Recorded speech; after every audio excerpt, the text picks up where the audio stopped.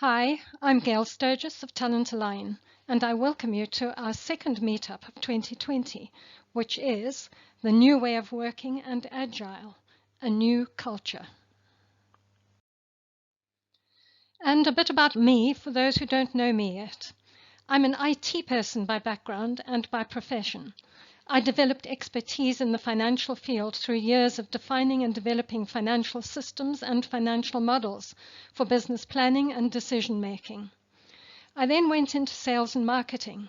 I marketed a range of industrial printers and automatic identification technologies for tracking goods in manufacturing and distribution centers.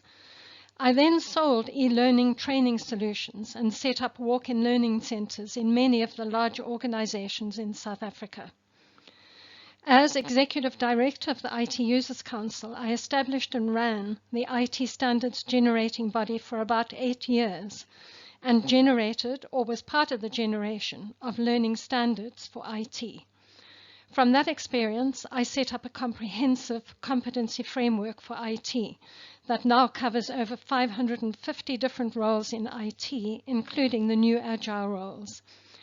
I'm now collaborating with Rapalang Rabana of Rekindle Learning to create a digital skills framework, so watch this space.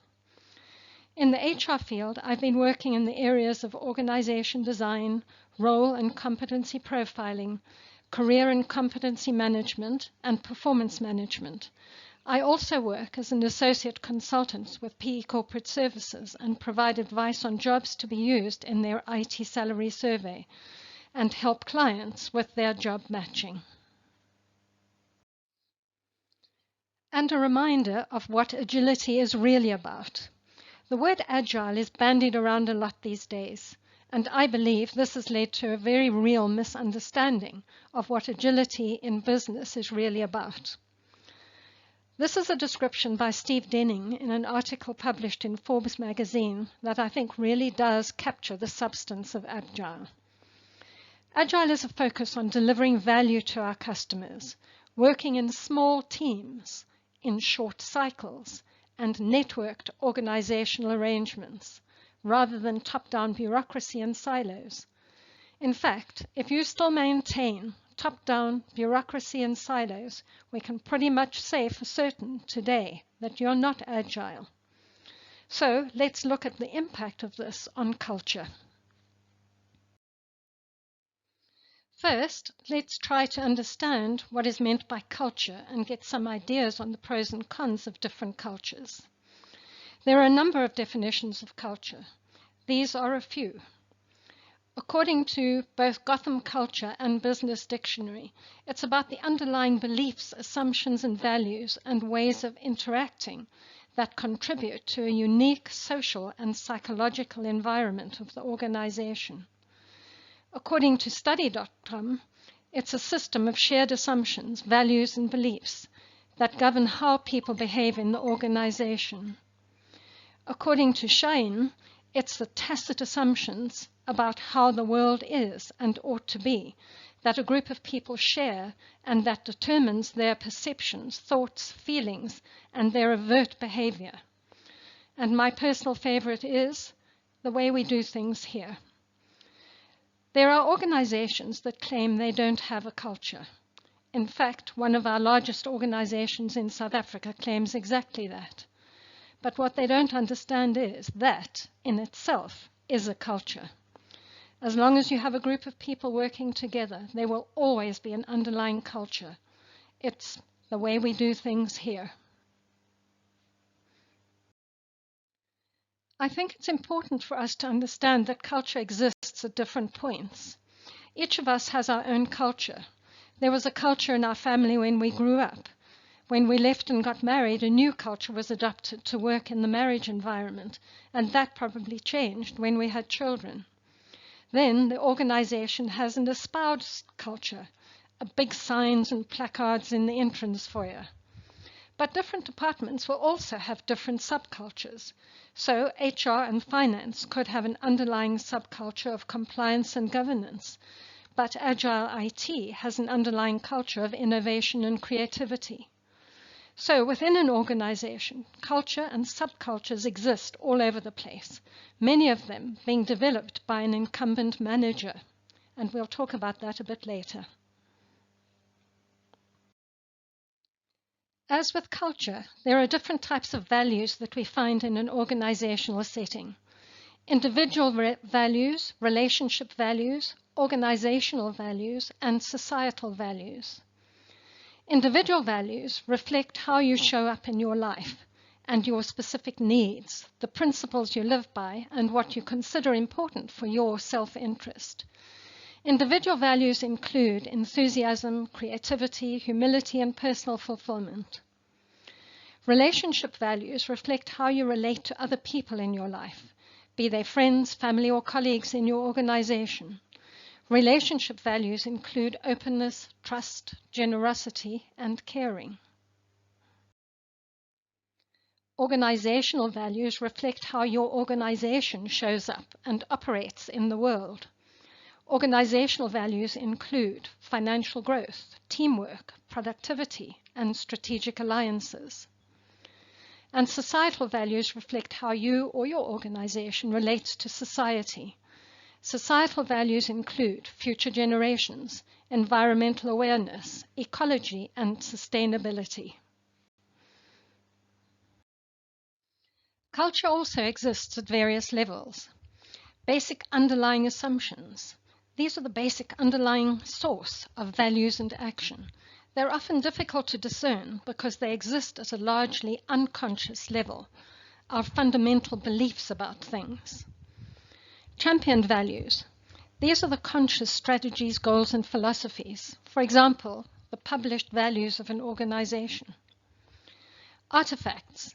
These are what is apparent at first glance, such as dress code, office decor, reception, etc. They're easily discerned, but can be hard to understand. For instance, the dress code of workers in a bank versus the dress code, if you can call it that, of an agile IT workplace. One of the first responsibilities of HR and leadership is to ensure a balance of culture between individual and relationship values and organization and societal values. Individuals in the organization have to buy into or have the same values as the organizations. If individual values are at odds with the values of the organization, they're not going to be committed and enthusiastic, and they won't get a sense of self-fulfillment working for the organization. I take myself as an example. I don't eat meat for two main reasons. One is a health reason, and the other is I just don't like the thought that an animal has to die so that I can eat, especially when there are so many other alternatives. But that's just me. I would have a horrible time working for an animal farm where the animals are destined for slaughter, or a slaughterhouse. It just wouldn't work for me. Organizations need to find employees that have similar values as the organization. Values are important to us because they help us to grow and develop along a path. They guide our decision-making, helping us to recognize good from bad. They help to build good relationships with people with similar values. They counter bad external influences and help us to deal with tough situations. Without values, we are rudderless.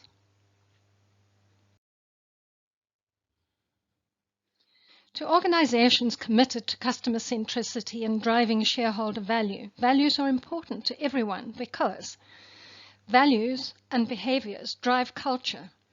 Culture drives employee fulfillment. Employee fulfillment drives customer satisfaction, and customer satisfaction drives shareholder value. But values can go completely wrong, and here are some classic examples.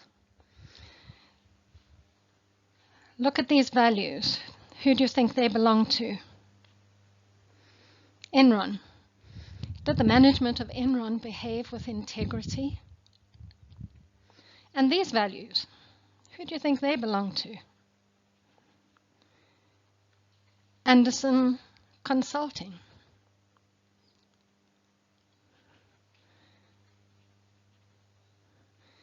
And these values, trust, respect, commitment, and loyalty, belong to Steinhoff. Do you think that the board and senior executive Steinhoff behaved according to these values? Did they show respect to their shareholders and staff?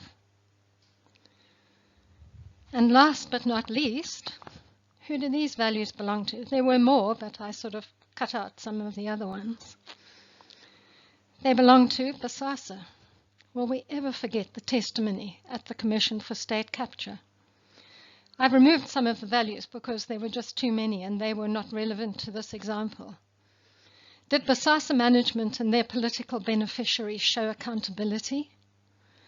There are sadly more examples in the South African state-owned entity sector, but these are still subject to findings of inquiries and courts.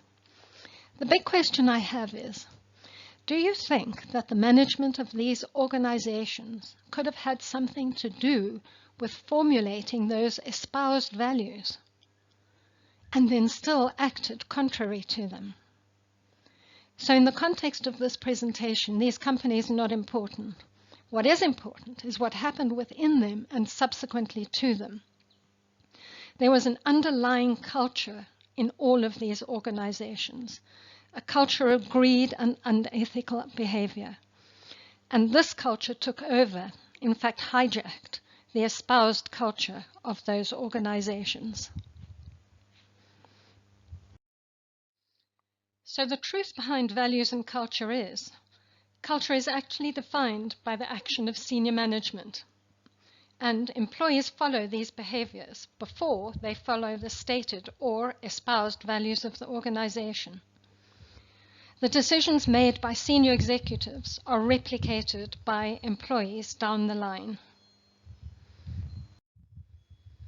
From a white paper entitled Towards an Agile Culture from the Agile Business Consortium, we have this objective that an agile culture should achieve. An agile culture creates an environment that is underpinned by values, behaviors, and practices which enable organizations, teams, and individuals to be more adaptive, flexible, innovative, and resilient when dealing with complexity, uncertainty, and change. If your culture does not and cannot achieve this, if you really want to be an agile, flexible, adaptive organization, look first at what is needed to change the culture. And these are the core values that underpin an agile culture according to the Agile Business Consortium. Innovation and learning over status quo. Inspiring leadership over conservative management. Collaboration and autonomy over hierarchical control. And collective purpose over self-interest. This is what the Agile Business Consortium refer to as the Agile Culture DNA. Agile organizations are guided by deep underlying assumptions, beliefs, and ways of working that permeate all levels within the organization and are replicated and passed on to other members. Over time, this cultural DNA becomes deeply embedded and guides the way we do things here. Continuing with the Agile Culture DNA from the Agile Business Consortium, these are the elements of an Agile Culture DNA. Unleashed purpose and meaningful results. A clear, compelling, and inspiring purpose that focuses on results that matter to all stakeholders. Agile leadership. Supportive leadership over directive command and control style. Well-being and fulfillment. A happy and positive atmosphere that provides a deep sense of feeling of achievement to individuals, rather than fear-based stress, fatigue, and burnout. Collaborative communities and distributed authority. A network of collaborative teams with more autonomy for decision-making as appropriate. Trust and transparency.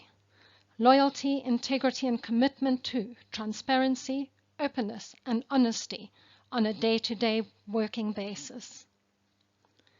Adaptability to change. A strong core that provides stability with flexibility to adapt and change. Innovation, learning, and personal mastery. Provide psychological safety, thoughtful experimentation, learning and reflective practice, moving towards personal strengths and mastery. And how important is this? Well, as Peter Drucker said, culture eats strategy for breakfast. It's that important. The future is yours. Go out and grab it. Then for a bit of housekeeping. These are the next two Agile People Management meetups. On the 16th of March, we look at the Agile mindset, the need to cultivate new mindsets for the new way of working. And on the 20th of April, we look at the learning organization, learner-centered and learner-driven learning. There is no charge for these meetup sessions, and once we've had the meetup, the video will be available on the TalentAlign website under TalentAlign Essentials. TalentAlign Essentials is also free of charge, but you will need to register. If you really want to implement this more quickly in your organization, we have our core Agile People Management online program. It's an online program with coaching sessions every 4 weeks for questions and information sharing. It's totally practical. You will not be able to go through this program if you're not able to work on what you're learning in your organization. That's what Agile learning is about. Learn while doing and do while learning. And it's aimed at anyone involved in managing people in Agile environments, not just HR. Line managers need to be part of this learning as well, as they play a fundamental role in Agile people management in the new way of working. The cost is 11,500 Rand, exclusive of VAT. If you want a more facilitated learning experience, we offer two facilitated programs, our Masterminds. Our Masterminds are based on what Napoleon Hill wrote in his book, Think and Grow Rich. No two minds ever come together without thereby creating a third, invisible, intangible force, which may be likened to a third mind. Our masterminds are aimed at learning together and from each other. First, our solo HR professionals mastermind. HR professionals who are either the sole HR person or a member of a very small team often are left behind when it comes to experiencing and implementing new ideas. This can be very career limiting, especially in these times of fast change. This mastermind aims at facilitating the development of an Agile people management strategy for your organization by learning from the core Agile people management program and using the mastermind group as your advisory committee to get advice and guidance. There will be one lesson a week for 2 weeks, then a group mastermind session lasting 2 to 3 hours. The cost is 3,000 Rand per person per month, exclusive of VAT. Our in-house mastermind is for in-house cross-functional teams of 8 to 10 people. There is also one lesson per week for 2 weeks, followed by a mastermind session of 2 to 3 hours.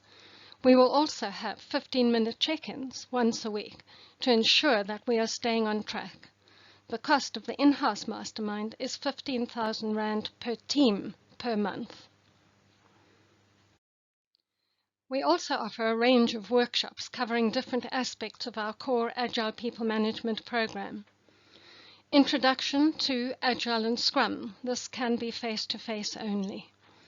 Career and competency management for the new way of working. Performance enablement for the new way of working.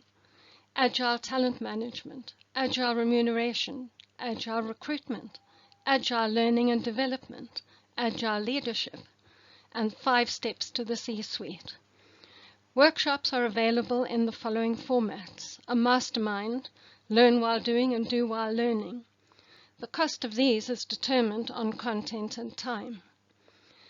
Face-to-face or live online with a maximum of 8 people, 1 hour briefing at a cost of 3,500 Rand exclusive of VAT and travel, a 3-hour introductory workshop at a cost of $7,500 exclusive of VAT and travel, and a full-day workshop at a cost of $14,500 exclusive of VAT and travel.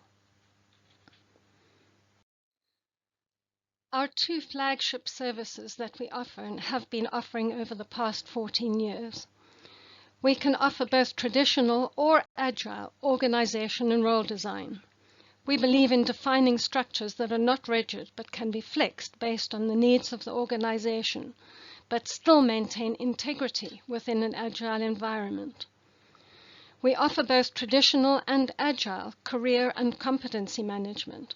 We have a vast database of information on IT and other roles and competencies that can be used for setting up traditional career and competency management, or can be adapted for a more concise and agile work environment.